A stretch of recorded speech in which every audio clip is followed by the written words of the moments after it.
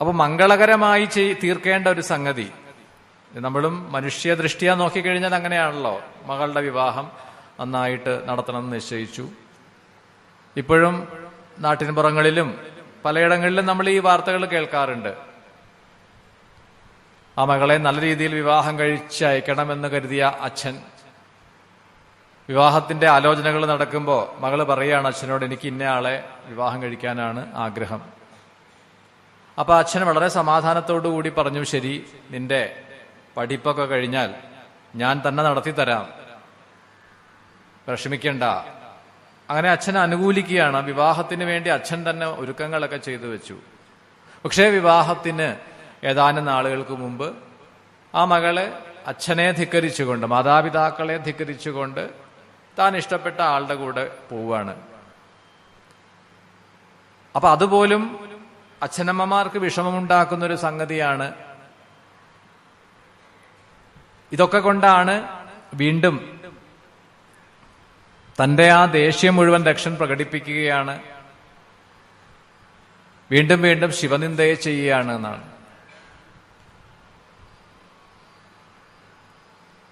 അപ്പൊ മറ്റുള്ളവർക്കൊക്കെ ഈ ദക്ഷന്റെ ശിവനിന്ദയെ കേട്ടിട്ട് സഹിക്കാൻ കഴിയുന്നില്ല. ഈശ്വരനിന്ദയെ നമ്മൾ ചെയ്തില്ലെങ്കിലും അത് കേട്ടുകൊണ്ട് നിന്നാൽ പോലും നമുക്ക് പാപം ബാധിക്കും എന്നാണ്, അതിന്റെ ശാപം നമുക്ക് ബാധിക്കും എന്നാണ്. തെറ്റ് ചെയ്ത ഒരുവന്റെ സമീപത്ത് നിന്നാൽ, അല്ലെങ്കിൽ അധർമ്മം ചെയ്യുന്ന, തെറ്റ് ചെയ്യുന്ന ഒരുവൻ തരുന്ന ഭക്ഷണം കഴിച്ചാൽ, അയാളോട് സൗഹൃദം ഉണ്ടായാൽ ഒക്കെ അവൻ ചെയ്ത പാപത്തിന്റെ ഒരു ഫലം, ഒരംശം നമ്മളും അനുഭവിക്കേണ്ടി വരും എന്നാണ്. അപ്പൊ ഇത്തരത്തിൽ ശിവനിന്ദയെ ചെയ്യുന്ന ദക്ഷന്റെ സമീപത്ത് നിൽക്കേണ്ടതില്ല എന്ന് കരുതി പലരും ദക്ഷനെ വിട്ടു പോവാൻ പോലും തയ്യാറായി എന്നാണ് പറയുക.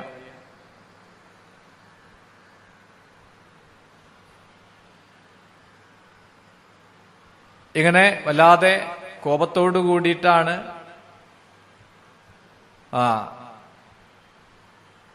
ദക്ഷൻ അവിടുന്ന് മടങ്ങിപ്പോയത് എന്ന് പറഞ്ഞു.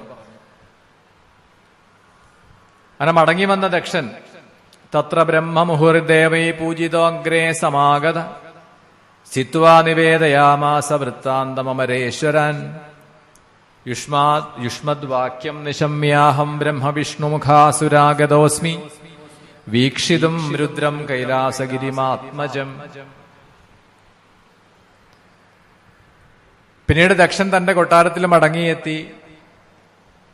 അപ്പോൾ ബ്രഹ്മാദി ദേവന്മാരൊക്കെ ദക്ഷനെ വന്നു ആശ്വസിപ്പിച്ചു. അപ്പൊ അവരോട് പറയുകയാണ് ദക്ഷൻ, നിങ്ങളുടെയൊക്കെ വാക്ക് കേട്ടു ഞാൻ ആ കൈലാസത്തില് മഹാദേവന്റെ അടുത്ത് പോയി. പക്ഷെ അവിടെ ആ ശിവഗണങ്ങൾ, ദ്വാരപാലകന്മാർ എന്നെ തടഞ്ഞു നിർത്തുകയാണ് ചെയ്തത്. അകത്തേക്ക് കടത്തി വിട്ടില്ല.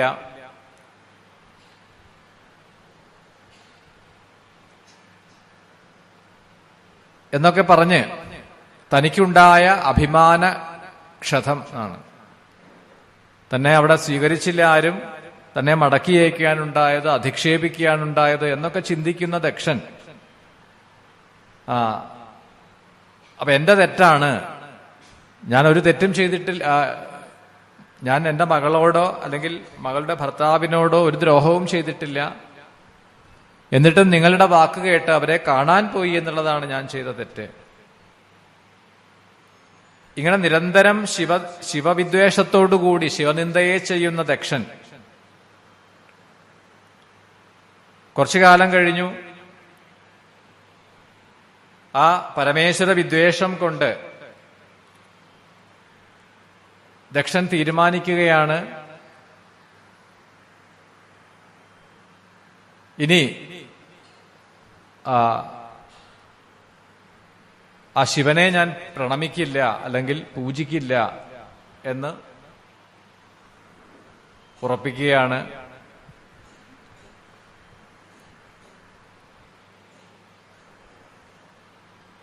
അപ്പൊ മറ്റുള്ളവരുടെ ഒന്നും നിർദ്ദേശം പാലിക്കാതെയാണ് ദക്ഷൻ യാഗത്തിനു വേണ്ടിയിട്ടുള്ള ഒരുക്കങ്ങളെ ചെയ്തു എന്നാണ്. യാഗാദപി പരം തൂഷ്ണിം ഭാവ കലഹവർജനാൽ ഇരി നിശ്ചിത്യ മനസാ തസ്തേ കേവലമേവസ തതോ ദക്ഷ സമുദ്ധായ കോപാൽ സുപുരമാപ്തവാൻ യഥായഥം ദേവദാശ്ച സപദാനി ഗതാസ്തദാ. അപ്പൊ രുദ്രന് യാഗഭാഗമില്ലാതെ, ശിവന് യാഗഭാഗം കൊടുക്കാതെ യാഗം ചെയ്യണം, മറ്റു ദേവന്മാരെയൊക്കെ പ്രീതിപ്പെടുത്തണം, പൂജിക്കണം എന്ന് നിശ്ചയിച്ചിട്ടാണ് ദക്ഷൻ അതിനുവേണ്ടി ഒരുക്കങ്ങളൊക്കെ ചെയ്തു. മറ്റു പലർക്കും ഭയമുണ്ട്, ദേവന്മാർക്കൊക്കെ ഭയമുണ്ട്. നമുക്കൊരാളോട് വിദ്വേഷം തോന്നിക്കഴിഞ്ഞാൽ ഏതു വിധേനയും ആ വിദ്വേഷത്തെ പ്രകടിപ്പിക്കുക, സദസ്സിൽ വെച്ചുകൊണ്ട് പരസ്യമായിട്ട് അപമാനിക്കുക, അങ്ങനെ തുടങ്ങി പലതും ചെയ്യാം. പക്ഷെ അതൊക്കെ വീണ്ടും കൂടുതൽ അത് പ്രശ്നങ്ങൾ ഉണ്ടാക്കും, ദുരിതത്തിലേക്ക് പോകും എന്നറിയാവുന്നവർ അതിൽ നിന്ന് വിട്ടുനിന്നു. പക്ഷെ ദക്ഷൻ തീരുമാനമെടുത്തു കഴിഞ്ഞു എന്നാണ്. ഞാൻ ഒരു യാഗം ചെയ്യാൻ പോവുകയാണ്, എന്തു വന്നാലും ശരി ആ ശിവനെ നീക്കി നിർത്തിക്കൊണ്ട്, രുദ്രനെ ഉപേക്ഷിച്ചിട്ട് മറ്റുള്ളവരെയും ചേർത്തുകൊണ്ട് ഞാൻ യാഗം ചെയ്യും. എന്നിട്ടാണ് വിശ്വകർമാവിനെ കൊണ്ട് വേഗം തന്നെ ഒരു യാഗശാല നിർമ്മിക്കാനായിട്ട് നിർദ്ദേശിച്ചു. അപ്രകാരം ദേവശില്പിയായിട്ടുള്ള വിശ്വകർമാവ് ഗംഗാതീരത്ത്, ഈ കഥ ശിവപുരാണത്തിൽ കാണാം. ശിവപുരാണത്തിലെ 7ാമത്തെ സംഹിതയിൽ, വായു സംഹിത, വായവീയ സംഹിതയിൽ കാണാം. ഗംഗാതീരത്തുള്ള പ്രസിദ്ധമായൊരിടമാണ് കനഖലം. ഇന്ന് ചെറിയൊരു വ്യത്യാസം വന്നിട്ടുണ്ടെന്നേ ഉള്ളൂ. ആ സ്ഥലത്തിന്റെ പേര് കൻഖൽ എന്നാണ്. ഹരിദ്വാറിന് സമീപത്താണ് കൻഖൽ. അവിടെ ദക്ഷൻ യാഗത്തിനു വേണ്ട ഒരുക്കങ്ങളൊക്കെ ചെയ്തു. യാഗശാല, ജലാശയങ്ങൾ, പൂന്തോട്ടങ്ങൾ, അവിടെ വന്നു ചേരുന്നവർക്ക് ആഹാരത്തിന് വേണ്ടിയിട്ടുള്ള അഗ്രശാല, അന്നശാല, വ്യഞ്ജനശാല,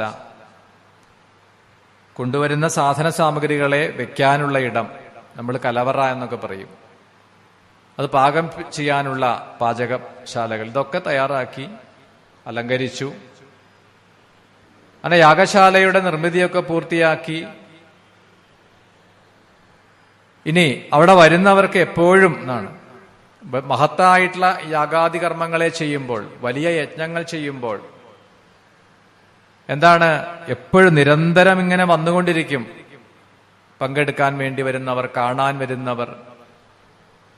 ഇങ്ങനെ തുടങ്ങി വരുന്നവർക്ക് എല്ലാവർക്കും ആദ്യം വേണ്ടത് അവരുടെ യാത്രാക്ലേശം തീർക്കാനും വിശപ്പും ദാഹവും മാറ്റാനുമുള്ള കാര്യങ്ങളാണ്. അപ്പോൾ വരുന്നവർക്കൊക്കെ യാതൊരു ലോഭവുമില്ലാതെ ഭക്ഷണം ലഭിക്കണം, അതിനുവേണ്ട ഒരുക്കങ്ങളൊക്കെ ചെയ്തു. ധാരാളം സേവകന്മാരെ അതിനായിട്ട് നിയോഗിച്ചു. എന്നിട്ടാണ് എല്ലാ ദേവന്മാരെയും ആഹ്വാനം ചെയ്തു എന്നാണ്. അങ്ങനെ എല്ലാ ദേവന്മാരും അവിടെ എത്തിച്ചേർന്നു യാഗശാലയില്. അവരെയൊക്കെ സ്വീകരിച്ചിരുത്തി ഉപവിഷ്ടരാക്കി. മഹർഷിമാരെത്തിച്ചേർന്നു, ദേവപത്നിമാരെത്തിച്ചേർന്നു, ലക്ഷ്മി, സരസ്വതി, ഇന്ദ്രാണി, അതുപോലെ ഋഷിപത്നിമാരൊക്കെ എത്തിച്ചേർന്നു.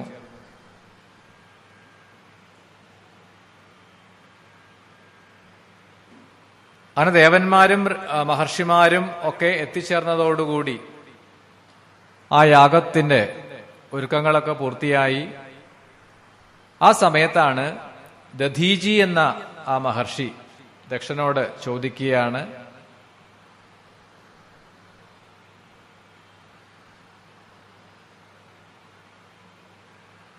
തഥാ ദധീജിതം വീക്ഷ്യ ച ആഹ്വാനം ഭവതാകൃതം കിമർത്ഥമിതി പപ്രശസ്ഫുരൽ ഗംഭീരവാഗയം പ്രത്യുവാച ഋഷിം ദക്ഷോ വീക്ഷിതം തപസാംബരം മൽ കന്യാപാണിസംഗ്രാഹം കൃത്വാ പൂർവം ത്രിലോചന.